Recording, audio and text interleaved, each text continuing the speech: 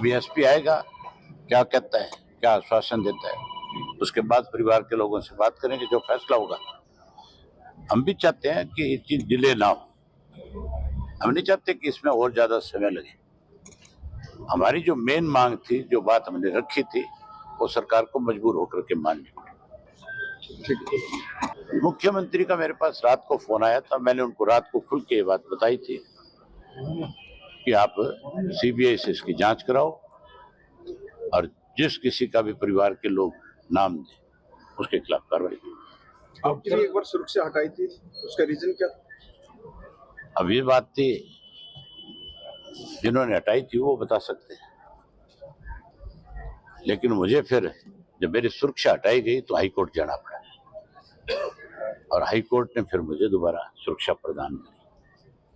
एक और इश्यू इसके साथ है, जिनके नाम लिए इन्होंने कि ये लोग इसमें शामिल हो सकते हैं, ये लोग इसमें साजिश करता हो सकता है।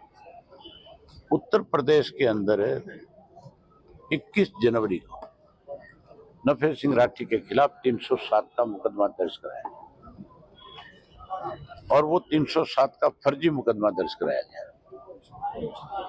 उसकी एसपी ने जब जांच करी मुजफ्फरनगर के, तो एसएचओ ने एसपी के सामने ये बात स्वीकार करी उस जांच में कि मेरे ऊपर पॉलिटिकल प्रेशर था, आपसे पहले जो एसएसपी था उसने मुझे प्रेशराइज किया और ये झूठे 2 मुकदमे मेरे से दर्ज कराए गए।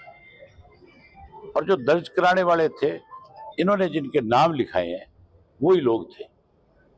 तो फिर मान के चलो, अगर वो वहां जाकर के झूठे मुकदमे दर्ज करा सकते हैं तो फिर इसके साजिशकर्ता भी हो सकते हैं। इसलिए जरूरी है कि ऐसे लोगों को पहले पकड़ा जाए और उसकी जांच की जाए। सर, ये कॉन्ट्रैक्ट किलिंग हो सकती है तो कॉन्ट्रैक्ट किलिंग, उसमें कोई दो राय थोड़ी है। ये तो भाड़े के लोग हैं, पैसे दे करके लाए होंगे। मर्डर जो है, आम साधारण आदमी मर्डर करता है तो उसकी पिंडियां भी कांपती है, हिम्मत नहीं पड़ती जल्दी से। ये तो वही लोग करते हैं जो प्रोफेशनल है। इस तरह की फायरिंग करना, इतने फायर राउंड के करना, ये बिना प्रोफेशनल आदमी के बिना हो नहीं सकता। फिर वो अपनी मर्जी से लोगों को जीने देगा।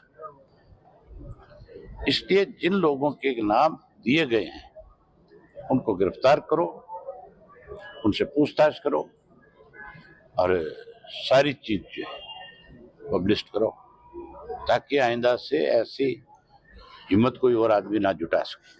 दो लोग गिरफ्तार किए गए सर, वो कौन है? 2 लोग जो गिरफ्तार किए गए, क्या वो दुबई ने? मुझे नहीं पता। एसपी ने कहा कि हमने 2 लोगों को गिरफ्तार किया है। ये बात एसपी बता सकता है कि उसने किन 2 लोगों को गिरफ्तार किया। हैरानी की बात है, इन्होंने जिनके खिलाफ परिवार के लोगों ने नाम लिए उनकी सुरक्षा बढ़ा दी गई। क्या खतरा है उनको? किससे खतरा है कि उनकी सुरक्षा बढ़ाई गई है? जिनका मार दिया उनकी कोई सुरक्षा नहीं। इसी से जुड़ा सवाल, क्या पुलिस इन्फ्लुएंस में नहीं होगी जब एक पर्टिकुलर पार्टी के लोग? इसीलिए मैंने आपसे ये बात कही थी कि हमें अपनी पुलिस पे भरोसा है, लेकिन सरकार पे भरोसा नहीं। और इस सरकार ने पुलिस को कमजोर करके रखा हुआ, दबाव बना करके रखते।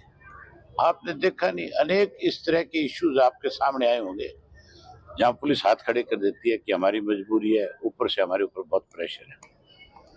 नशे के कारोबार करने वाले लोगों के खिलाफ मैंने विधानसभा में नाम तक लिए, लेकिन पुलिस इसीलिए कार्रवाई नहीं कर सकती उनके खिलाफ कि वो सीधा सीधा सरकार के नजदीकी लोग हैं।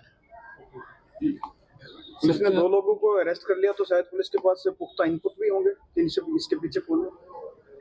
ये मान के चलो कि पुलिस ने जब चौधरी नफे सिंह राठी को, यहीं के एक पुलिस के अधिकारी ने 6 महीने पहले चौधरी नफे सिंह राठी को आकर के ये बात बताई कि आपके ऊपर कभी भी हमला हो सकता है, और जब उनके सामने ये बात रखी गई, वो तुरंत अपनी गाड़ी लेकर के मेरे पास गुड़गांव में मेरे आवास पे पहुंचे।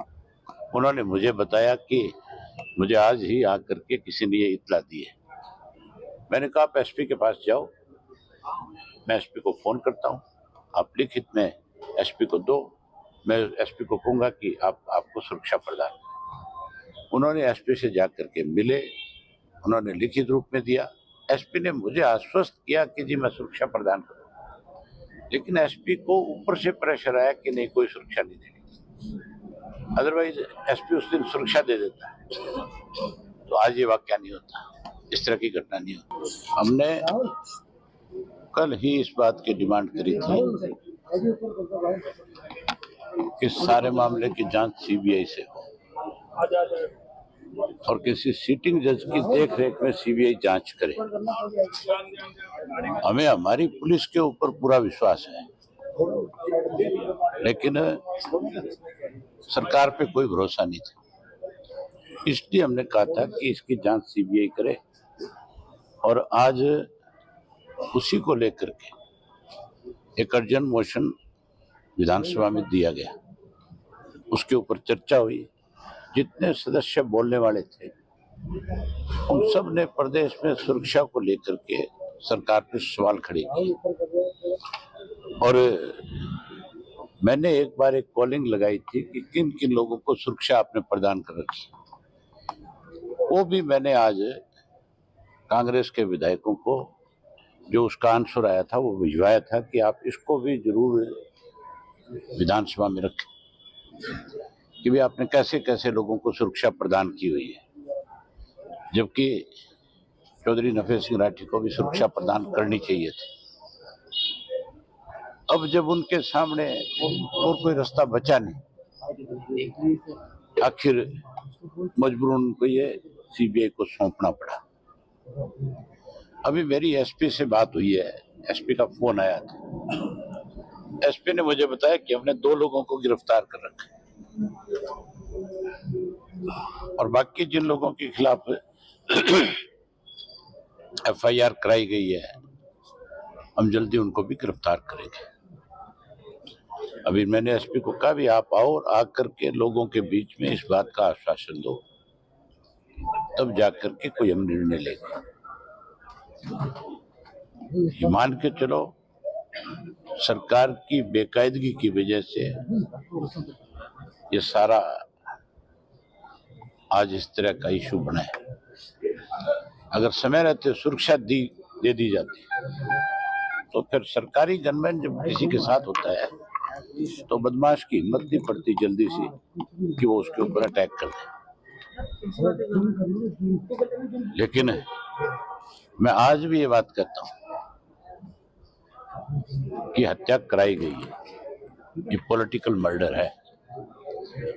इसमें जिन लोगों के नाम लिए गए परिवार की तरफ से